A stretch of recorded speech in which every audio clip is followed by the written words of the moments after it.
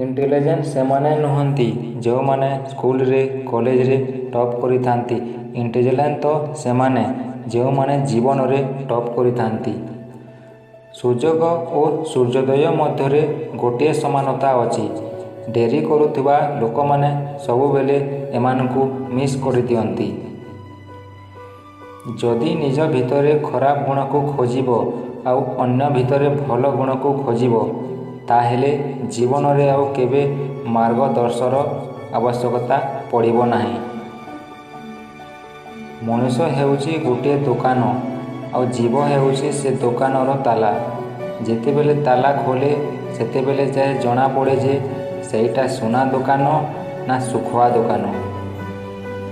ଜୀବନରେ କର୍ଣ୍ଣ ଭଳିଆ ବି ଗୋଟିଏ ସାଙ୍ଗ ରହିବା ନିହାତି ଦରକାର, ଯେ ଆପଣଙ୍କୁ ଭୁଲ ବୋଲି ଜାଣିଥିଲେ ବି ସୁଦ୍ଧା ଆପଣଙ୍କ ପାଇଁ ଅନ୍ୟମାନଙ୍କ ସହ ଯୁଦ୍ଧ କରିବ। ସମ୍ପର୍କ ଗୋଟିଏ ଇଲେକ୍ଟ୍ରିକ୍ କରେଣ୍ଟ ଭଳିଆ ହୋଇଥାଏ। ଏହି ଦୁଇଟି ଯାକ ପଏଣ୍ଟ ଯଦି ଭୁଲ ଭାଲରେ ମିଶିଯାଆନ୍ତି, ତାହେଲେ ପୂରା ଜୀବନ ହୁଏତ ଖାଲି ଝଟକାମୟ, ଆଉ ଏହି ଦୁଇଟି ଯାକ ପଏଣ୍ଟ ଯଦି ଠିକ୍ ଠାକ୍ରେ ମିଶିଯାଆନ୍ତି, ତାହେଲେ ପୂରା ଜୀବନ ହୁଏ ଖାଲି ଆଲୋକମୟ। ଜୀବନ ହେଉଛି ଏକ ବିଚିତ୍ର ଟିଚର, କାହିଁକି ନା ସାଧାରଣ ଟିଚରମାନେ ପ୍ରଥମେ ଶିକ୍ଷା ଦିଅନ୍ତି ଓ ପରେ ପରୀକ୍ଷା ନିଅନ୍ତି, କିନ୍ତୁ ଜୀବନର ସାର୍ ପ୍ରଥମେ ପରୀକ୍ଷା ନିଅନ୍ତି, ତାପରେ ଯାଏ ଶିକ୍ଷା ଦିଅନ୍ତି।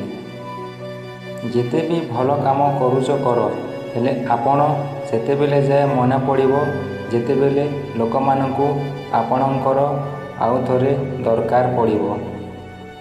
ଶାସ୍ତ୍ର କେବଳ ଶରୀରକୁ ଘାଏଲ କରି ଦେଇଥାଏ, ହେଲେ ଶବ୍ଦ ଶରୀର ସହିତ ଆତ୍ମାକୁ କରି ଦେଇଥାଏ।